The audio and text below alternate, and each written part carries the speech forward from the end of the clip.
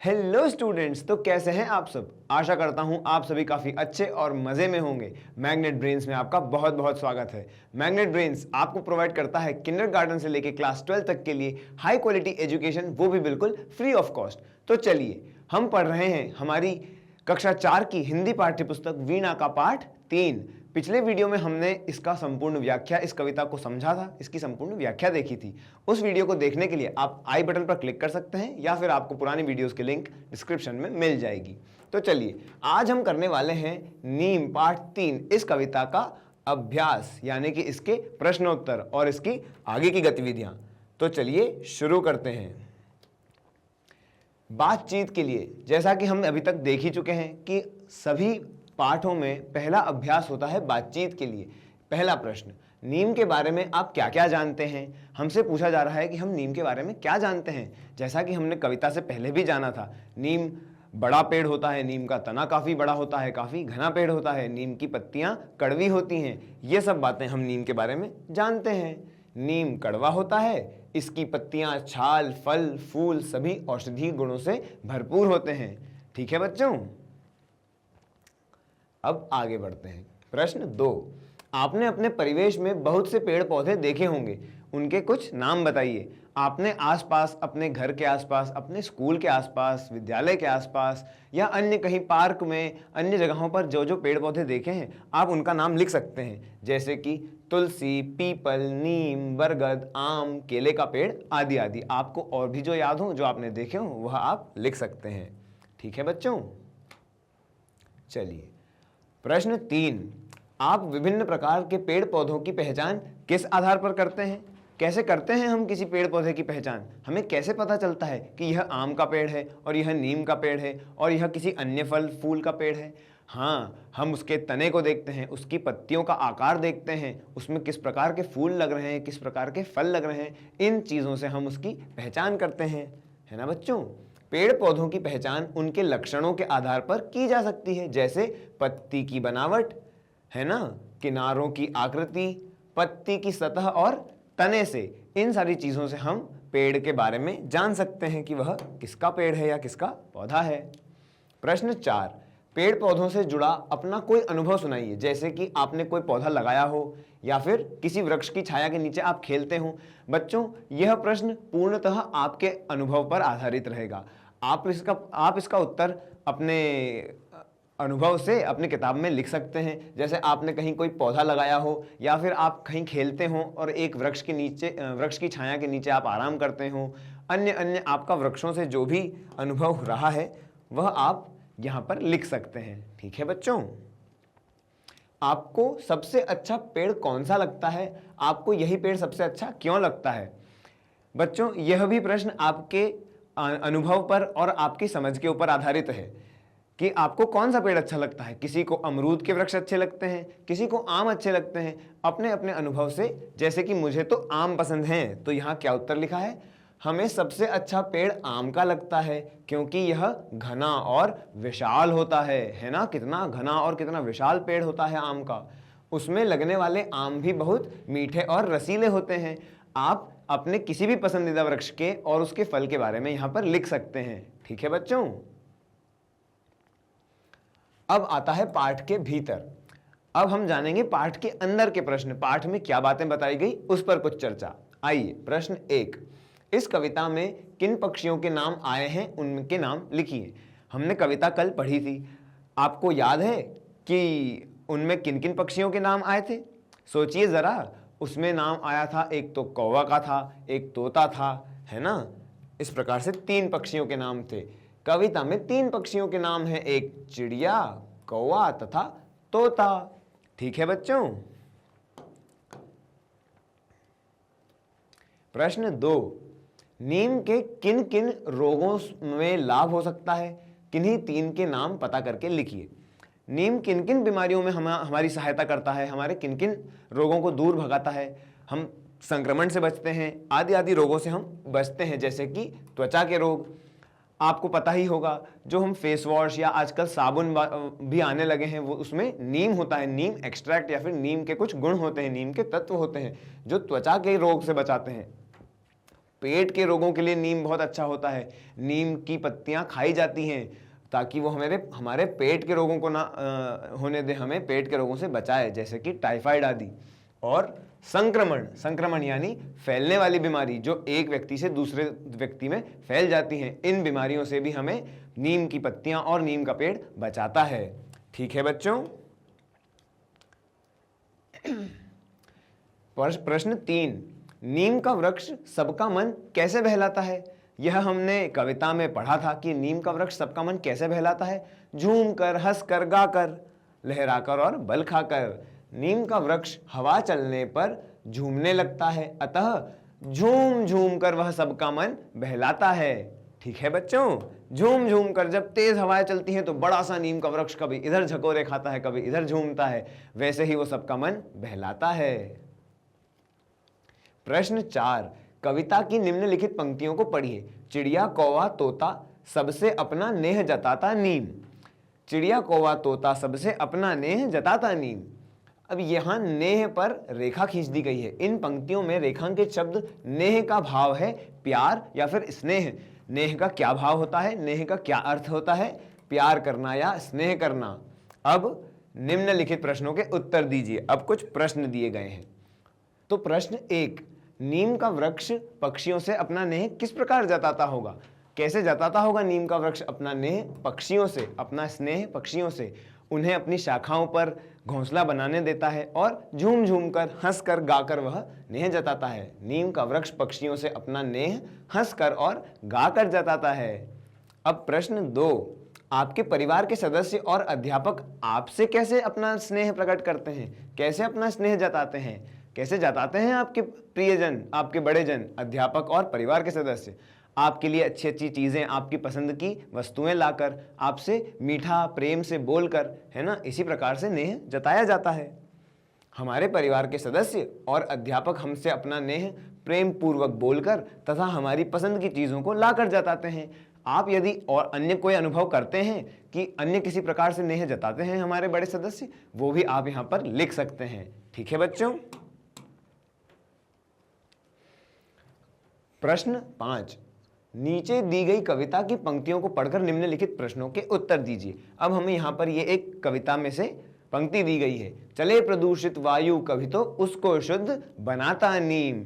अब यहाँ पर क्या है? प्रदूषित वायु से आप क्या समझते हैं? प्रदूषित वायु क्या होती है बच्चों? प्रदूषण मतलब कि गंदगी, किसी भी प्रकार की मिलावट जब हो जाती है उसे प्रदूषण कहते हैं। जब वही मिलावट हवा में हो जाती है तो उसे वायु प्रदूषण कहते हैं। तो वायु में प्रदूषण कैसे होता है? जैसे हम गाड़ी चलाते हैं, गाड़ी में से धुआं निकलता है, वह धुआं फिर हवा में मिलता है। अन्य हम जो गैसेस होती हैं, अन्य गैस होती है केमिकल की या आग की, वो सब मिल जाकर के हवा में मिलती हैं तो उससे वायु प्रदूषित हो जाती है।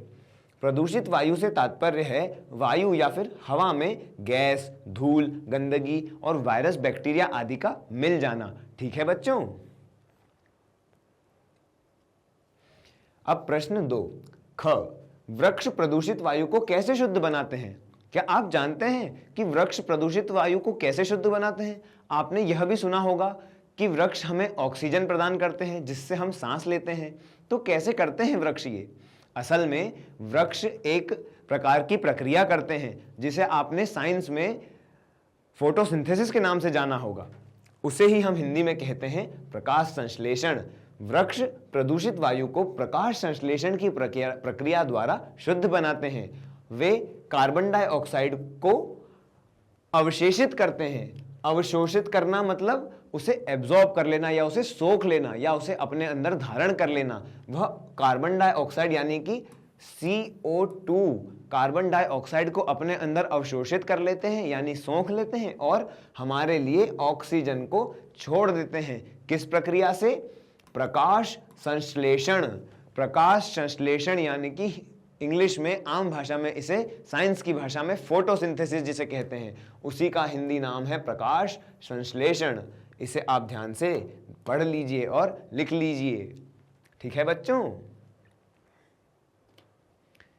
आगे बढ़ते हैं। नीचे लिखे भाव कविता की किन पंक्तियों में आए हैं? अब हमें कुछ भाव बताए गए हैं, उनका हमें कविता की पंक्ति उनके बारे में लिखनी है। नीम का वृक्ष डॉक्टर नहीं है, फिर भी बहुत सारे रोगों को दूर करता है। इससे संबंधित क्या हमारी कविता में कोई पंक्ति थी? हाँ जी, बिल्कुल थी। नहीं डॉक्टर फिर भी सारे, देखो कितने रोग भगाता नीम। नहीं डॉक्टर फिर भी देखो कितने रोग भगाता नीम।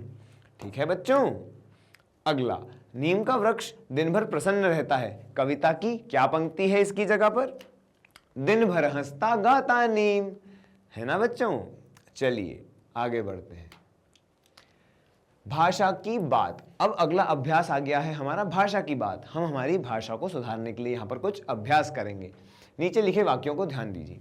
लड़की पुस्तक पढ़ती है, लड़का पुस्तक पढ़ता है। इन दोनों वाक्यों में लड़की और लड़किया जैसे शब्द संज्ञा है। संज्ञा क्या होता है? किसी भी व्यक्ति, वस्तु, स्थान के नाम को संज्ञा शब्द कहा जाता है, संज्ञा कहा जाता है। यहां पर आपने ध्यान दिया होगा कि लड़की जो है वह पढ़ती है और लड़का जो है वह पढ़ता है। क्रिया रूप का प्रयोग किया गया है। यह अंतर लिंग के कारण आता है। आपको मैं समझाता हूं आसान भाषा में। लिंग कहते हैं किसी भी चीज के संबोधन को, वह कौन है, उसका संबोधन किस प्रकार किया जाना चाहिए, उसे कहते हैं लिंग। यहां पर लिंग का अंतर है। जैसे यह स्त्री है तो इसमें उपयोग किया जाने वाला शब्द है स्त्रीलिंग। स्त्रीलिंग से हमने इनकी क्रिया को, यानी ये जो कर रही है इसको बताया है पढ़ती है। और यह पुल्लिंग है या फिर पुरुष है, पुरुष लिंग है, तो इसकी क्रिया के लिए उपयोग किया गया है पढ़ता है। तो इसी के भेद को हमें जानना है। शब्द स्त्रीवाचक या पुरुषवाचक हो सकते हैं। नीचे दिए गए उदाहरणों से समझते हैं और उदाहरण देखते हैं। आइए, जैसे माताजी समाचार पढ़ती हैं, स्त्रीलिंग। पिताजी भाजी काटते हैं या भाई भाजी काटता है, पुल्लिंग। मनीषा पतंग उड़ाती है, स्त्रीलिंग। और अरविंद झूला झूलता है, झूलता है, पुल्लिंग। टमाटर खट्टा है, टमाटर भी क्या हो गया? पुल्लिंग हो गया। और इमली स्त्रीलिंग हो गई, इमली खट्टी है। आपने देखा किस प्रकार से स्त्रीलिंग और पुल्लिंग से पूरी प्रक्रिया बदल जाती है, संबोधन करने का तरीका बदल जाता है ना। इसे कहते हैं लिंग भेद। आइए अब हम कुछ प्रश्न देखते हैं। अब इस कविता में आए इन शब्दों के लिए जिनसे पता चलता है कि निम्न पुल्लिंग है या स्त्रीलिंग। जैसे हम यहां पर लिखेंगे कि पुल्लिंग कौन कौन से शब्द हैं? लहराता, गाता, बनाता, लेता, बल खाता, जलाता, भगाता, जताता, सिखाता, बहलाता, हंसता, जाता। ये सारे क्या शब्द हैं? ये सारे पुल्लिंग शब्द हैं। ये सभी पुल्लिंग शब्द हैं। ठीक है बच्चों। चलिए, नीचे रखी टोकरी में बहुत से फल हैं और साग भाजी दिखाई देते हैं। इनमें से स्त्रीलिंग और पुल्लिंग की श्रेणी में भाग में बांटिए। यहां हमें यह चित्र दिख रहा है। आप अपनी किताब में भी देख सकते हैं, वहां भी ये चित्र दिया होगा। यहां पर हमें चित्र दिख रहा है। इसमें अनेकों प्रकार के कुछ फल हैं, कुछ सब्जियां हैं, साग भाजी हैं। इनमें से स्त्रीलिंग कौन सी है और पुल्लिंग कौन सी है, आइए जानते हैं। चलिए, तो स्त्रीलिंग हो गई भिंडी, ये रही भिंडी। गोभी, ये रही गोभी। गाजर, लौकी, धनिया, पालक। आपने देखा होगा, आप कभी भी इन्हें संबोधन करेंगे तो यह स्त्रीलिंग के रूप में आपके सामने आएंगी। भिंडी की सब्जी, गोभी, गाजर, लौकी, धनिया और पालक। जबकि पुल्लिंग में अमरूद, अमरूद का फल, भिंडी की सब्जी। समझ रहे हैं आप? ऐसे ही सेब, आम, बैंगन, आलू और प्याज। ये सारे शब्द हो गए पुल्लिंग, जबकि इधर सारे हो गए स्त्रीलिंग। इन सभी को आप अपनी किताब में पेंसिल से लिख लीजिए। प्रश्न 2, प्रदूषित शब्द में प्र लगा है, ऐसे ही कुछ और शब्द ढूंढकर लिखिए। हमें क्या बोल रहा है यहां पर? ये प्र शब्द से हमें और नए शब्द खोज करके यहां पर लिखने हैं। चलिए आइए लिखते हैं। प्रदूषित और प्रकार, प्रमुख और प्रसिद्ध। यह सब शब्द शुरू होते हैं किससे? प्र से। प्रकार, प्रमुख और प्रसिद्ध, इन्हें भी आप अपनी किताब में लिख लीजिए। ठीक है बच्चों। चलिए, अभिनय। अब हमारे मजे की चीज आ गई। अब हमें यहां क्या करना है? नीम कविता में बहुत से क्रिया शब्द आए हैं। कविता में बार बार कविता को पुनः पढ़िए और नीचे लिखे क्रिया शब्दों में भाव के अनुसार अभिनय कीजिए। हमें यहां पर अभिनय में उतारना है। यहाँ जितने भी भाव नीम के पेड़ के बारे में लिखे हैं हमें वह क्रिया करके बतानी है। आप कर सकते हैं, आप लहराकर बताइए। चलिए फिर बलखाना, हंसना, गाना, नेह जताना और भगाना, इन सभी क्रियाओं का आप अनुभव करके अपने माता पिता, अपने अध्यापक, अपने भाई बहनों या मित्रों को बता सकते हैं, साथ में मिलकर भी कर सकते हैं। ठीक है बच्चों, ये बहुत ही मजेदार गतिविधि होने वाली है आपके लिए। चलिए, वृक्ष एक गुण अनेक। वृक्षों में बहुत सी विशेषताएं होती हैं, उन विशेषताओं को लिखिए। यहाँ पर वृक्षों की विशेषता के बारे में पूछा गया है। एक बड़ा सा चित्र दिया हुआ है और उस पर कुछ खाली कॉलम दिए हुए या खाली खांचे दिए हुए हैं, उसमें हमें वृक्ष की विशेषताओं के बारे में लिखना है। जैसे कि एक इन्होंने लिख करके दी है हरा भरा। अन्य क्या विशेषताएं हैं? विशाल और मजबूत, फलदार होता है वृक्ष, और वृक्ष क्या होता है? लंबा होता है, ऊंचा, परम हितैषी। हमारा परम हितैषी होता है। ये परम हितैषी का मतलब क्या होता है? परम मतलब कि बहुत ज्यादा। चलिए इसे हम तोड़ते हैं इस शब्द को, परम और हितैषी। हित का मतलब आपको मैंने पुराने वीडियोस में समझाया था कि हित मतलब होता है अच्छा करना, मंगल कामना करना, उसे कहते हैं हित।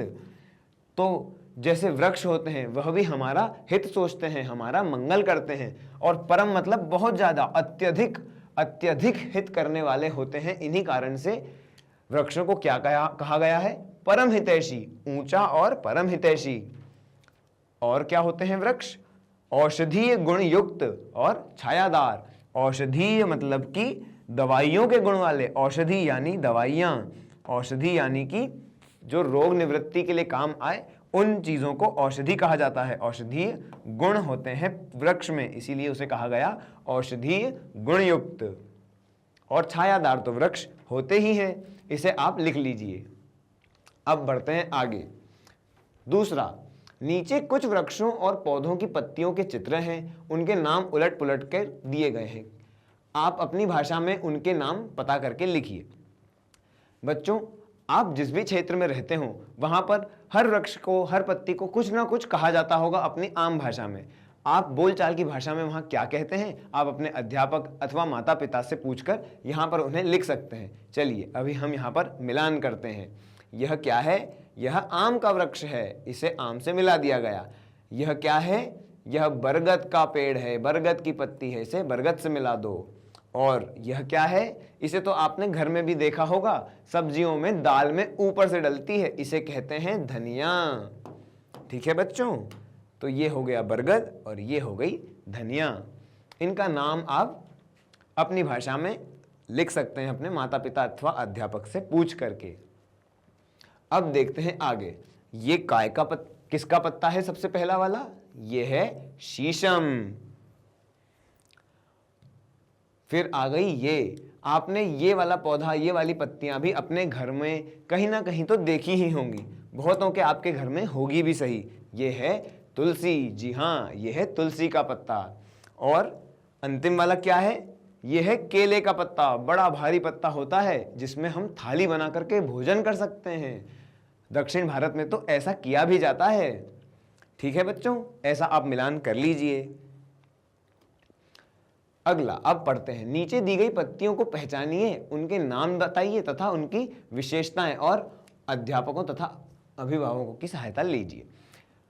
अपने अध्यापक यानी मेरी सहायता लेकर के और विशेषताएं बतानी है हमें इन पत्तियों की, और इनका नाम जानना है। एक उदाहरण के लिए उन्होंने दिया है आम, और आम बंधनवार बनाने में प्रयोग की जाती हैं आम की पत्तियां।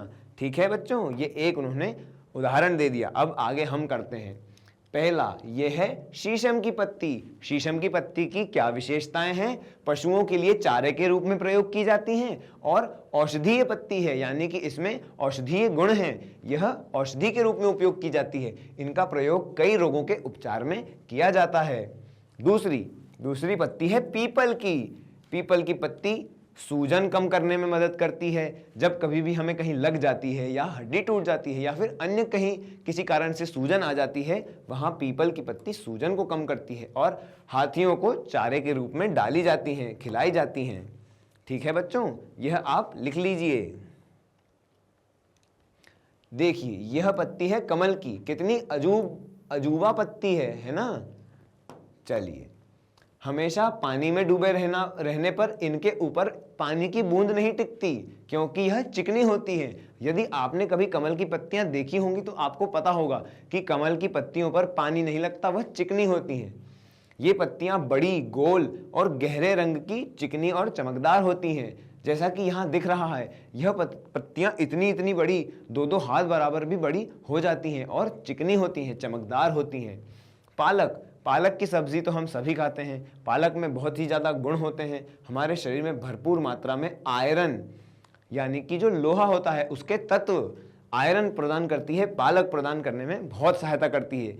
पालक हम सभी को खाना चाहिए। आंखों की रोशनी बढ़ाने में भी पालक मददगार होती है। ठीक है बच्चों, इसे भी आप उतार लीजिए। आपके परिवेश में जो भी पत्ते दिखते हैं, परिवेश यानी कि आपके आसपास में जो भी पत्ते दिखते हैं उनका संग्रहण कीजिए, पत्तों को किसी मोटे कागज पर चिपकाइए। मैं बताता हूँ इस गतिविधि में हमें क्या करना है। एक बड़ी मोटे कागज वाली एक किताब लेनी है। बाहर आपको हर्बेरियम के नाम से ये फाइल या फिर ये कॉपी मिल जाएगी। उस पर बड़े मोटे कागज होते हैं। उसमें क्या करना है, आपके आसपास जो भी पत्तियां आपको दिखती हों, जैसे कि पीपल, नीम, आम, अमरूद आदि आदि, अशोका की पत्ती, काफ़ी सारी पत्तियां हमारे आसपास, तुलसी की पत्ती होती ही है ना। उन पत्तियों को लेना है, उन्हें वहाँ पर चिपकाना है और अपने अध्यापक, अपने स्वजनों की, अपने बड़ों की सहायता लेकर के उनके बारे में जानकारी इकट्ठी करना है। उनके बारे में 2-2 वाक्य लिखना है, उनकी विशेषताओं के बारे में लिखना है। ठीक है बच्चों, यह गतिविधि आपके लिए काफ़ी शिक्षाप्रद और काफ़ी महत्वपूर्ण हो सकती है। इसे आप अवश्य करिएगा। बढ़े आगे। चलिए, अब मैं नीम हूं। इस अभ्यास का नाम है मैं नीम हूं। नीचे नीम के बारे में कुछ आधे अधूरे वाक्य लिखे हैं, उन्हें हमें पूरा करना है हमारी समझ से और चर्चा से। नीम क्या कह रहा है, नीम के बारे में यह कुछ वाक्य है। मेरा एक एक भाग डैश है। क्या है? उपयोगी है। मेरा एक एक भाग उपयोगी है। मेरी पत्तियों का आकार छोटा और रंग हरा होता है। मेरी पत्तियों के किनारे नुकीले होते हैं। आपने देखा ही होगा नीम की पत्ती कैसी होती है। कुछ इस प्रकार की नीम की पत्ती होती है और छोटी सी पत्ती होती है। यहाँ तो मैंने बहुत बड़ी बना दी। छोटी सी नीम की पत्ती होती है और कुछ इस प्रकार की होती है, नुकीली। मेरी पत्तियों को उबाल कर उस पानी से नहाने से बैक्टीरिया दूर रहते हैं। यहाँ पर बैक्टीरिया लिख लीजिए, अपनी कॉपी में लिख लीजिए इसे। आगे बढ़ते हैं। मेरी कोमल टहनियाँ दांत साफ करने के काम आती हैं। मैंने आपको कविता के दौरान भी बताया था कि पहले के समय में, अब तो इतना चलन नहीं रहा इन चीज़ों का, लेकिन पहले के समय में नीम की कोमल टहनियों से दांत साफ किए जाते थे और काफ़ी मजबूत दांत रहा करते थे। उन्हें कहते हैं दातून, इसे दातून कहते हैं। मेरे फल को निबोरी कहते हैं। जो नीम में फल लगते हैं छोटे छोटे हरे हरे, उनको कहते हैं निबोरी। मेरी पत्तियों का स्वाद कड़वा होता है। यह तो हम सभी जानते हैं कि नीम की पत्तियां कड़वी होती हैं। मेरी पत्तियों को सुखाकर अनाज में रखा जाता है ताकि उसमें कीड़े ना पड़े, अनाज सड़े नहीं। इससे बसंत के मास में मेरी छटा देखने लायक होती है। बसंत के मौसम में सारे वृक्ष, फल फूल सब बढ़ते हैं, काफ़ी हरियाली, काफ़ी बड़ा ही बढ़िया मौसम होता है। उसमें झूला डाल करके झूलने का अलग ही आनंद होता है। आओ कभी मेरी डाल पर झूले का आनंद लो। आपने कभी नीम की डाल पर झूला डाल करके झूला है? मैंने तो मेरे बचपन में बहुत झूला है। नीम की डाल पर झूला डालकर बसंत के मौसम में खासकर बड़ा ही आनंद आता है। कभी आप भी झूलिएगा। आपने नीम के बहुत से गुणों के बारे में जाना है। अब आप जान चुके हैं कि नीम के कितने गुण होते हैं।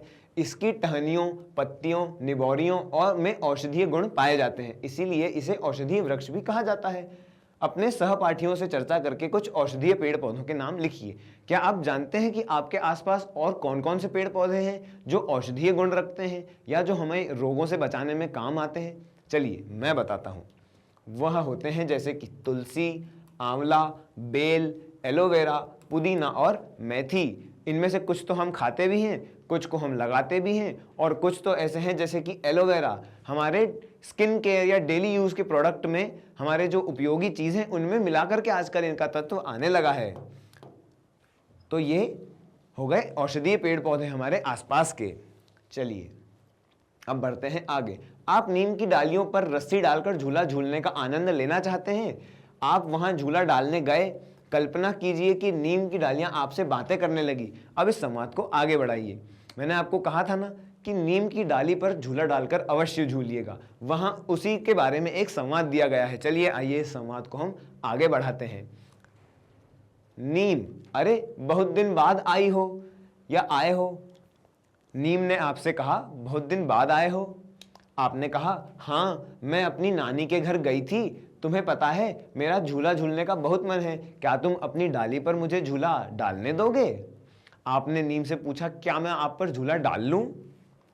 नीम ने कहा, अच्छा तो तुम झूला झूलने आई हो, ठीक है झूला झूल लेना, लेकिन तुम रोज मुझसे मिलने आना, तभी मैं झूला डालने दूंगा। नीम ने क्या कहा, तुम रोज मुझसे मिलने आया करना, तभी मैं झूला डालने दूंगा। तुम झूला झूलने आए हो। नीम समझ गया। आपने कहा, अरे वाह ये हुई ना बात, फिर तो मैं तुमसे रोज मिलने आया करूंगी और झूला भी झूलूंगी। ठीक है, इस प्रकार से हमने नीम से बात करी। फिर नीम क्या कहता है, ठीक है फिर मुझे बहुत अच्छा लगेगा तुमसे बातें करके। नीम आपसे बातें करके प्रसन्न हो जाएगा। मुझे भी बहुत मजा आएगा, मैं तुम्हारे साथ अपनी सारी बातें साझा किया करूंगी। कितना अच्छा हो, सोचो जरा, नीम आपसे बातें करे, वह किसी को आपकी बातें नहीं बताएगा। आप उससे बातें करो, अपनी सारी बातें उससे साझा करो और वह भी आपसे बातें करे, है ना। नीम तो आपका दोस्त बन गया, मित्र बन गया। चलिए आगे बढ़ते हैं। बूझो तो जाने। अब यहाँ पर कुछ पहेलियां दी हुई हैं, इनका हमें उत्तर बताना है। चलिए आइए देखते हैं। पगरी में भी गगरी में भी, मैं तुम्हारी नगरी में भी, कच्ची खाओ पक्की खाओ, सिर और उसका तेल लगाओ। यह कौन सी क्या चीज है। देखो, पगरी में भी, गगरी में भी और तुम्हारी नगरी में भी, कच्ची खाओ पक्की खाओ और इसका सिर पर तेल लगाओ। सोचो वह क्या है। वो है गरी। जी हाँ, गरी, ये हो गई गरी। अब आगे, मैं भाग नहीं सकती फिर भी लोग मुझे बांधते हैं। बताओ मैं कौन हूं। क्या है जो भाग नहीं सकती लेकिन फिर भी उसको बांधा जाता है। हाथ पर घड़ी। हाँ जी, हम घड़ी को बांध लेते हैं जबकि घड़ी तो कहीं जा ही नहीं सकती। वह क्या है जहां नदी नहर समुद्र हैं लेकिन गाड़ियां नहीं हैं। ऐसी कौन सी जगह है जहां पर नदियां हैं, नहरें हैं और समुद्र है लेकिन कोई गाड़ियां नहीं हैं। क्या आप सोच सकते हो। आपका एक विषय होगा, आगे चल करके होगा ज्योग्राफी, जिसमें आप पढ़ेंगे मैप के बारे में। मैप जिसमें सारी चीज़ें होती हैं, हमारे शहर का एक पूरा नक्शा बना होता है ना। उसमें पहाड़ भी होते हैं, आपने मोबाइल में देखा अवश्य होगा मैप। उसी को हिंदी में कहा जाता है मानचित्र। मानचित्र में समुद्र होता है, पहाड़ होता है, नदियां होती हैं, सब होता है, लेकिन गाड़ियां नहीं होती। उस पर तो केवल चित्र भर होता है। वह क्या है जिसे देखा जा सकता है पर छुआ नहीं जा सकता। सोचो सोचो, वह होती है छाया। जब हम किसी की छाया, जब हमारी छाया पड़ती है, हमारी परछाई बनती है और रोशनी के संपर्क में आने से, तो हम उस छाया को छूना चाहते हैं, पर क्या हम छू सकते हैं। नहीं, हम छू ही नहीं सकते। मान लीजिए कि आपकी छाया सड़क पर पड़ रही है, आप जैसे ही छाया को छूने जाओगे, असल में आप सड़क को छू रहे हो, छाया को तो छू ही नहीं सकते। तो छाया हो गया इसका उत्तर। ठीक है बच्चों, देख लिया आपने इन पहेलियों के उत्तर। कितनी रोचक पहेलियां थी। आइए, मेरा पौधा। अब बच्चों यहाँ पर हमें एक बहुत ही अच्छी सीख दी गई है। हमें पौधे अधिक से अधिक वृक्ष लगाने चाहिए, क्योंकि अगर वृक्ष नहीं लगाएंगे तो हम सांस कैसे लेंगे। वृक्षों के ही आज आपको भी पता होगा, आपको देखा होगा अपने आसपास, प्रोग्रेस और आधुनिकता के नाम पर कितने वृक्षों को काटा जाता है, कितने पेड़ पौधों को निकाल दिया जाता है। इन्हीं वृक्षों के काटने से ग्लोबल वार्मिंग, यानी कि हमारे जो धरती का तापमान है वह बढ़ता चला जा रहा है। कितनी गर्मी पड़ रही है और इसी से कितने जीव जंतु परेशान हो रहे हैं, कितने लोग, कितने जीव जंतु मर रहे हैं। कितनी प्रजातियां खत्म हो रही हैं।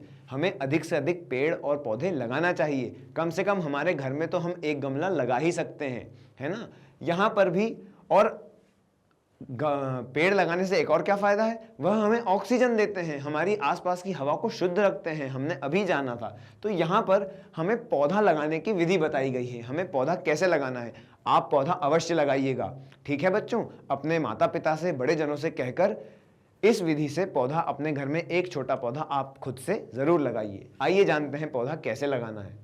आप मिट्टी अथवा टिन के खुले मुंह वाला बर्तन लीजिए। यदि कोई छोटा या बड़ा गमला मिल सकता है तो वह ले सकते हैं। गमला या किसी भी मिट्टी या टिन के डब्बे में, इस प्रकार के एक डब्बे में आप पौधा लगा सकते हैं। फिर क्या करना है, बड़ों की सहायता से बर्तन की तली के बीच में एक छेद कीजिए। यह छेद अतिरिक्त पानी के रिसाव के लिए है। क्या करना है, उसको उल्टा करके उसके नीचे एक छेद कर देना है।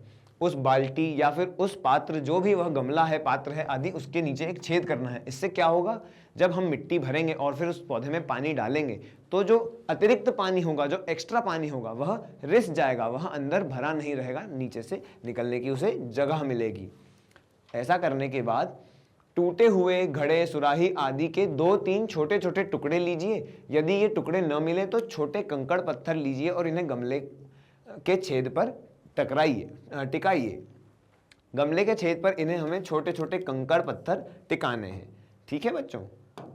फिर हमें गमले के आकार के अनुसार मिट्टी लीजिए। आप उसमें खाद मिला सकते हैं। खाद बाजार में या फिर कहीं भी उपलब्ध हो जाएगी आसानी से। आप बड़ों की सहायता से खाद मंगवा सकते हैं, या खाद नहीं तो बिना खाद के केवल मिट्टी भी हम गमले के आकार के अनुसार, जितनी उसमें मिट्टी लगती है उस हिसाब से उसमें मिट्टी डालिए। मिट्टी को भरपूर करके गमले या बर्तन में डालिए और मनपसंद पौधे का बीज बोइए।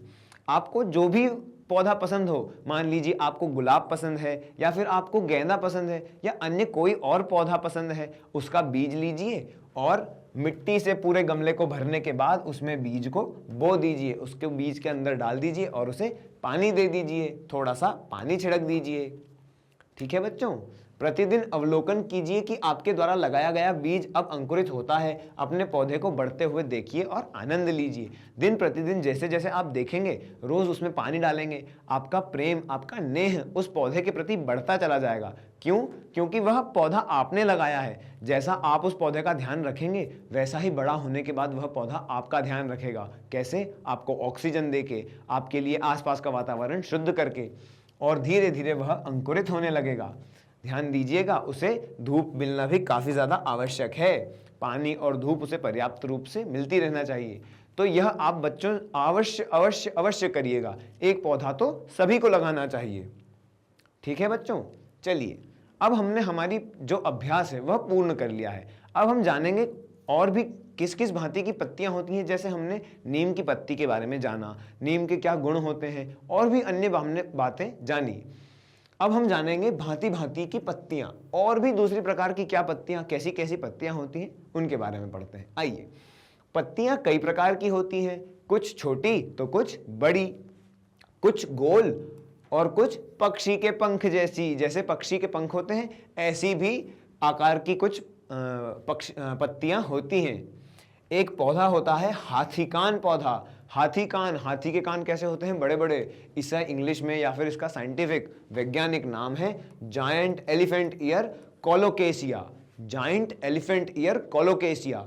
यह हाथी कान पौधा क्या है? असल में एक अरवी का प्रकार है। अरवी की सब्जी आपको पता होगी, अरवी का ही एक प्रकार है हाथी कान पौधा। इसके पत्ते 6 फीट तक लंबे होते हैं, यानी अधिकतर मनुष्यों से भी लंबे। ज्यादातर मनुष्यों की भी हाइट या उनकी ऊंचाई 5 फीट और 10 इंच या 11 इंच तक हो सकती है, लेकिन इस पौधे की पत्ती 6 फीट तक लंबी होती है। इतनी लंबी पत्ती, वाह, कितनी आश्चर्यजनक बात है। जबकि ये किसका पौधा है? अरवी का पौधा है। इमली की पत्तियां इतनी छोटी होती हैं कि हमारी छोटी उंगली के नाखून को भी नहीं ढक सकती। इतनी छोटी छोटी उंगलियां होती हैं, पत्तियां होती हैं जो हमारी छोटी उंगली के नाखून को भी नहीं ढक सकती, ठीक है। इतनी छोटी इमली की पत्तियां होती हैं। वहीं पपीते की पत्तियां तारे के आकार की होती हैं। यहां पर आपने देखिए, इमली की पत्तियां हो गई, पपीते की पत्तियां कुछ इस प्रकार की होती हैं। एक सितारे के शेप में, एक सितारे के आकार में। यहां मुझे तो ड्राइंग बनाना, चित्रकारी आती नहीं है, इसलिए मैंने ऐसा बनाया है, लेकिन आप कभी अगर पपीते की पत्ती देखेंगे तो आपको लगेगा कि यह तो सचमुच सितारे के आकार की है या तारे के आकार की है। वहीं पर पीपल की पत्तियां जो हैं मनुष्य के हृदय के आकार की होती हैं। यहां पर हमें दिया गया पीपल की पत्ती। पीपल की पत्ती कैसी होती है बच्चों? मनुष्य के हृदय के आकार की। समझ गए आप? चलिए, वहीं नारियल की पत्तियां कागजी पंखे जैसी दिखाई देती हैं। जैसे हम कागज का पंखा बना करके हवा करें, नारियल की पत्ती। ये देखो बच्चों, यह जो चित्र आपकी किताब में भी दिया होगा, यह होती है पपीते की पत्ती। कैसी है ना? तारे जैसी। हाँ, वहीं पर नारियल की पत्तियां कैसी होती हैं? जैसे पंखा हो, उसमें ऐसी धारियां हैं, उन्हें आप पंखे जैसे हवा कर सकते हैं, कागजी पंखे जैसी। सेमल की पत्तियां हाथ के पंजे की तरह होती हैं। कैसी? हाथ के पंजे की तरह सेमल की पत्तियां। कचनार की पत्तियां, कचनार का पौधा, उसकी पत्तियां होती हैं ऊंट के पैर की तरह। ऊंट के पैर की तरह उसकी पत्तियां होती हैं। वहीं पर नागफनी की पत्तियां नुकीली और कांटेदार होती हैं। ये यहाँ पर इसका फोटो भी दिया हुआ है, इसका चित्र। इसे कहते हैं कैक्टस। आपने देखा होगा, रेगिस्तान में और सूखे इलाकों में ज्यादा रहता है, इसीलिए इन पौधों को कम पानी की आवश्यकता होती है। यह कम पानी में भी जी जाते हैं, जबकि अधिकतर पौधों को ज्यादा पानी की आवश्यकता होती है ना बच्चों? इस प्रकार से हमने कितनी कितनी अलग अलग प्रकार की पत्तियों के बारे में जाना। केले के पत्ते इतने बड़े होते हैं, मैंने आपको पहले भी बताया था ना कि केले की पत्तियां इतनी बड़ी होती हैं कि उन्हें थाली की तरह उपयोग किया जाता है। अभी भी किया जाता है कहीं ना कहीं। अब आप अपने आसपास के पेड़ पौधों की पत्तियों को देखिए और उनके आकारों के बारे में जानिए। आप भी अपने आसपास देखिए कि और किस किस प्रकार की पत्तियां हैं और वो कैसी दिखती हैं। कोई हाथ के पंजे जैसी, कोई तारे जैसी, कोई थाली जैसी, इस प्रकार की अलग अलग प्रकार की पत्तियां होती हैं। एक बार हम फिर से जानते हैं भांति भांति की पत्तियां किस प्रकार की होती हैं। हमने कितनी पत्तियों के बारे में जाना?